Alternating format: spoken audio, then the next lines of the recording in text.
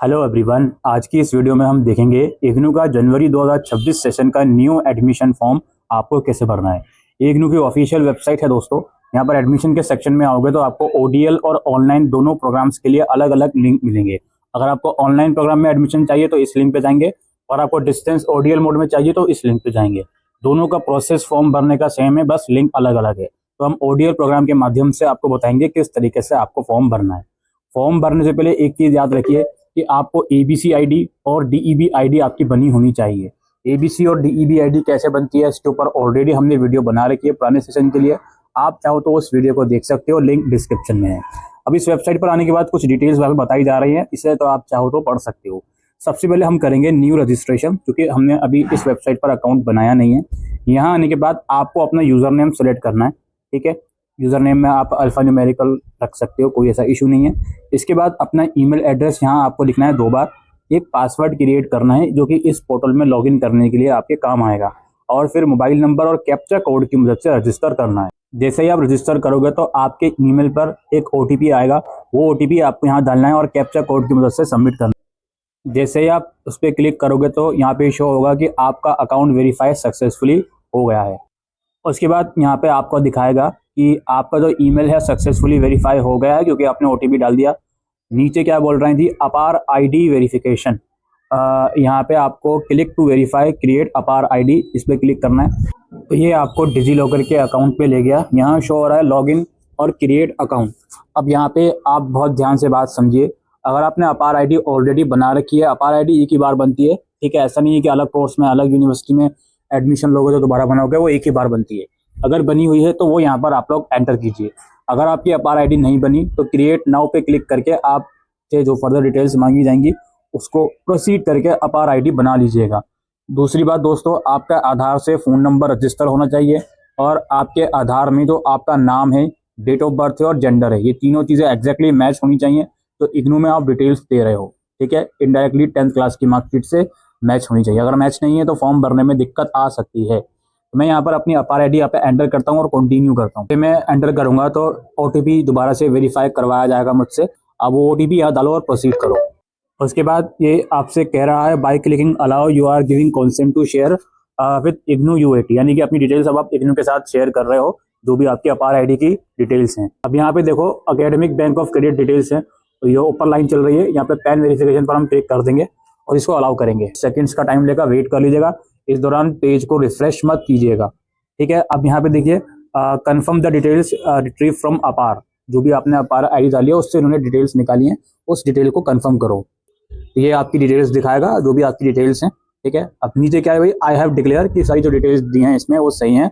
इस पर मैं क्लिक करूंगा और 7 कंटिन्यू करूंगा। इसके अलावा डिटेल अगर मिसमैच है, इस वाले ऑप्शन पे जाके मैं डिटेल को एडिट कर सकता हूँ, ठीक है। फिलहाल मेरी डिटेल्स बिल्कुल ठीक है, तो मैं 7 कंटिन्यू कर। उसके बाद ये एक और अंडरटेकिंग बता रहा है कि जो भी नाम डीओबी वगैरह है वो मेरी 10th की मार्कशीट से भी मैच कर रहा है, अपार्ट फ्रॉम अपार आईडी, ठीक है। बाकी यहाँ पे एडिट का ऑप्शन है, आप देख लीजिएगा अगर एडिट कर सकते हो तो। अदरवाइज बिल्कुल ठीक है सारी चीज़ें, तो आप नीचे प्रोसीड करोगे। करने के बाद अब यहाँ पे आपको अपना मदर का नेम एंटर करना है। गार्डियंस रिलेशन फादर सेलेक्ट करेंगे और फिर फादर का नेम यहाँ पे एंटर कर लेंगे। फिर कैटेगरी क्या है आपकी वो सिलेक्ट करनी है। इसके बाद सिटीजन इंडिया ही रहेगा, ये इंडिया कंट्री का एरिया कौन सा है, रूरल, अर्बन या ट्राइबल। माइनॉरिटी हो अगर हो तो यस, और रिलीजन सेलेक्ट कर लेंगे अपना। इसके बाद आपका स्टेटस क्या है, सिंगल हो या मैरिड हो। सोशल स्टेटस क्या है, कश्मीरी माइग्रेंट, एक्स सर्विसमैन या नॉट एप्लीकेबल। उसके बाद ऊपर अगर अल्टरनेट मोबाइल और ईमेल आईडी देना चाहते हो तो दे सकते हो। फिर यहाँ पे डिसेबिलिटी की डिटेल्स देंगे, क्या आप डिसेबल हो, अगर हो तो येस करोगे और उसकी डिटेल्स आपसे मांगी जाएंगी, अगर नहीं हो तो नो रहने दोगे। एम्प्लॉयमेंट स्टेटस क्या है वो आप अपने हिसाब से सेलेक्ट करेंगे। स्कॉलरशिप डिटेल, क्या आपको कोई स्कॉलरशिप मिल रही है तो हाँ, अदरवाइज इस ऑप्शन को आप छोड़ देंगे ब्लैंक। पीपीएल में आते हो अगर हाँ तो येस, अदरवाइज नो, ठीक है। फिर इसको हम सबमिट करेंगे। और उसके बाद दोस्तों आपको प्रीव्यू दिखाएगा कि जो डिटेल्स आपने भरी हैं वो ठीक है या नहीं, चेक कर लें। एडिट कर सकते हो अगर एडिट करनी है, अदरवाइज नेक्स्ट करेंगे। प्रोग्राम डिटेल्स, अब एक्चुअली यहाँ पर आपको किस प्रोग्राम के लिए अप्लाई करना है वो सेलेक्ट करना है। अगर जैसे बैचलर्स के लिए मैं अप्लाई करना चाहता हूँ तो बैचलर सेलेक्ट करूंगा। मोड ऑफ स्टडी में ओडीएल ही रहेगा। प्रोग्राम कौन सा है मेरा वो मैं यहाँ पे सेलेक्ट करूंगा, ठीक है। तो ये आप यहाँ पे देख लीजिएगा। अगर कुछ कंफ्यूजन है प्रोग्राम्स को लेकर तो अपना ब्राउज़र आने का इंतजार करें, ठीक है। अदरवाइज आप फॉर्म भर लें। जैसे मैं बीए का फॉर्म भरना चाहता हूँ तो मैंने बीए सेलेक्ट कर लिया। उसके बाद डिसिप्लिन सेलेक्ट करना है आपको। इसमें क्या है भाई, you can select maximum 1 discipline from 1 group and you need to select maximum 3 discipline. Basically अलग अलग ग्रुप्स दिए हुए हैं बीए के, और ये कह रहे हैं कि आप एक ग्रुप में से केवल एक सब्जेक्ट ले सकते हो और टोटल आपको 3 सब्जेक्ट लेने हैं, यानी कि 3 ग्रुप में से एक एक सब्जेक्ट आपको मैक्सिमम सेलेक्ट करने ही है। ठीक है, तो जैसे मैंने ग्रुप 1 से इंग्लिश ले लिया, तो इसके साथ में हिंदी, उर्दू या संस्कृत नहीं ले सकता। या अगर मैं हिंदी लूंगा, देखिए इंग्लिश हटा के अगर हिंदी लूंगा तो वापसी इंग्लिश या उर्दू नहीं ले सकता। या अपने हिसाब से सेलेक्ट कीजिए। अब ग्रुप 2 में आपको कोई सब्जेक्ट चाहिए या नहीं, वो आप सेलेक्ट कीजिए। ग्रुप 3 में चाहिए, हाँ जी पॉलिटिकल साइंस चाहिए। फिर ग्रुप 4 में चाहिए इकोनॉमिक्स चाहिए। तो ठीक है जी, 3 ही सिलेक्ट करना है।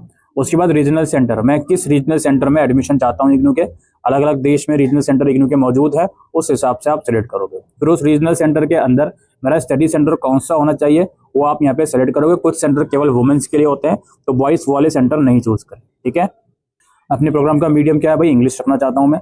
क्या आप इग्नू के स्टूडेंट ऑलरेडी हो? अगर हो तो यस करोगे, किस प्रोग्राम के स्टूडेंट हो और इनरोलमेंट नंबर क्या है वो लिख दोगे। अगर नहीं हो, नो करोगे और इसको सबमिट करोगे। ठीक है, इस प्रोग्राम डिटेल में अगर आप मास्टर्स में चाहते हो एडमिशन, तो अपना मास्टर प्रोग्राम सिंपली सेलेक्ट करो और दैट्स इट। ठीक है, इसके बाद क्वालिफिकेशन, क्योंकि हम ग्रेजुएशन के लिए अप्लाई करें तो यहाँ पे 10+2 ही आएगा, उसे हम सेलेक्ट कर लेंगे। अगर आप मास्टर्स के लिए कर रहे होते तो यहाँ पे ग्रेजुएशन या इक्विवेलेंट का ऑप्शन आता। फिर ये पूछ रहे हैं सेलेक्ट द मेन सब्जेक्ट, आपके एजुकेशन क्वालिफिकेशन, यानी कि अगर हम यूजी के लिए अप्लाई कर रहे हैं तो यहाँ पे 12th की डिटेल देनी है। पीजी के लिए अप्लाई कर रहे हैं तो यहाँ पे ग्रेजुएशन की डिटेल्स देनी है। तो मैंने जो 12th करी है वो मैंने इंग्लिश थी मेरे पास, ठीक है, और आर्ट्स वगैरह के सब्जेक्ट्स थे मेरे पास, सोशल साइंस वगैरह, दैट्स इट। हिंदी भी थी, दैट्स इट। ठीक है, तो इसके बाद किस ईयर में मैंने पास आउट करी है वो मैं सिलेक्ट कर लूंगा। मेरी डिवीजन क्या थी वो मैं सिलेक्ट कर लूंगा परसेंटेज के हिसाब से, और मेरी परसेंटेज क्या थी वो मैं रेंडमली सिलेक्ट कर रहा हूँ, आप अपने हिसाब से सिलेक्ट कीजिएगा। 10+2 किस बोर्ड से आपने करी है वो आप सिलेक्ट करेंगे। बहुत से बच्चे पीजी का फॉर्म भर रहे होते हैं, उसके बावजूद यहाँ पे 10+2 का बोर्ड लिख देते हैं। नहीं, आपको अपने ग्रेजुएशन का बोर्ड लिखना है। ग्रेजुएशन का बोर्ड अगर इस लिस्ट में नहीं है तो नीचे अदर का ऑप्शन होता है, इसे सेलेक्ट करके मैनुअली ग्रेजुएशन का बोर्ड लिख दीजिएगा। अदरवाइज सीबीएसई से करिए, अगर आपने 12th के बेसिस पर अप्लाई कर रहे हो, सीबीएसई है जो भी आपका बोर्ड है वो सेलेक्ट कर लीजिएगा अगर ड्रॉप डाउन लिस्ट में है। फिर आपको अपना यहाँ पे एग्जामिनेशन रोल नंबर या इनरोलमेंट नंबर लिख देना है।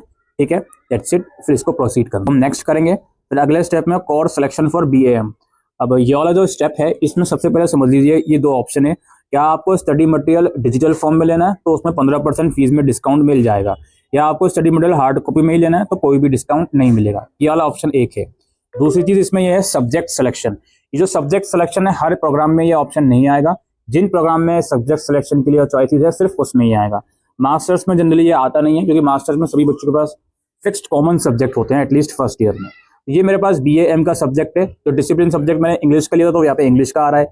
एक मैंने पॉलिटिकल साइंस लिया तो यहाँ पे वो आ रहा है। इसके बाद एक मेरे को डिसिप्लिनरी इंटर सेलेक्ट करना है, तो वो मैं अपने हिसाब से यहाँ पे सेलेक्ट कर लूंगा, मैंने कर लिया। फिर यहाँ पे सेमेस्टर 2 में सब्जेक्ट आएगा मेरे पास ईवीएस कंपलसरी वैल्यू एजुकेशन, और फिर यहाँ पे एक मेरा माइक्रो इकोनॉमिक्स आ गया, इकोनॉमिक का सब्जेक्ट, और फिर एक अगेन इंग्लिश का आ गया। That's it. इसको मैं सबमिट करूंगा, देन ये प्रीव्यू दिखाएगा, देन प्रोसीड करूंगा। उसके बाद एड्रेस यहाँ पे मुझे लिखना है अपना कंप्लीट एड्रेस। प्लीज ये एड्रेस बहुत केयरफुली लिखिएगा, ठीक है। नहीं पता अपने बड़ों से पूछकर लिखिएगा कि हमारे नियरेस्ट पोस्ट ऑफिस कौन सा है एक्सेट्रा।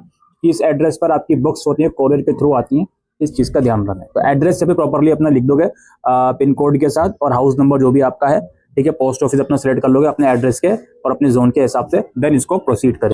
उसके बाद यहाँ पे दोस्तों डॉक्यूमेंट अपलोड करना है, फोटोग्राफ करना है आपको 10 से 100 KB तक का, सिग्नेचर करना है, 10th क्लास की मार्कशीट करनी है। मार्कशीट या सर्टिफिकेट एक ही बात है, कंफ्यूज होने की जरूरत नहीं है।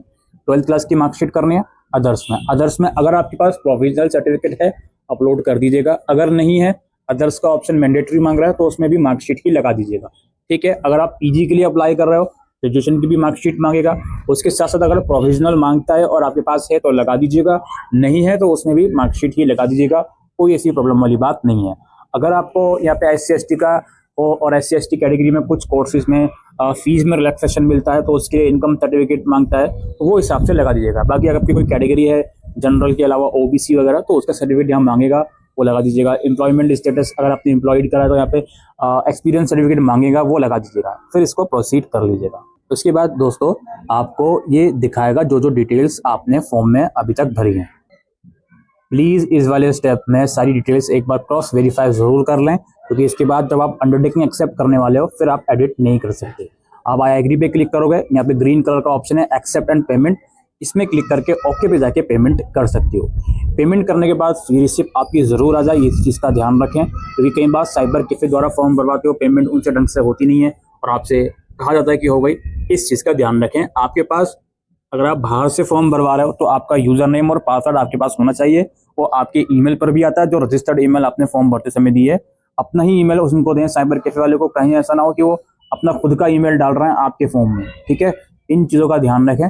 बाकी यही प्रोसेस है दोस्तों। इसके बाद कुछ समय के बाद जो इग्नू का एडमिशन है वो कंफर्म हो जाता है। अगर आपके डॉक्यूमेंट में या डिटेल्स में कुछ गड़बड़ी आती है तो आपकी डिस्क्रिपेंसी आती है इसी पोर्टल में, जो कि आपको लॉगिन करके पता चलेगी, या उसके लिए ईमेल द्वारा नोटिफिकेशन भी इग्नू भेजता है। तो फॉर्म भरने के बाद शांत नहीं बैठना, दिन में 1-2 बार आपको पोर्टल रोजाना चेक करते रहना है। यही प्रोसेस है दोस्तों इग्नू के जनवरी 2026 के एडमिशन फॉर्म भरने का। उम्मीद करता हूँ ये वीडियो आपको यूजफुल लगी हो, तो वीडियो को शेयर करिएगा। शुक्रिया।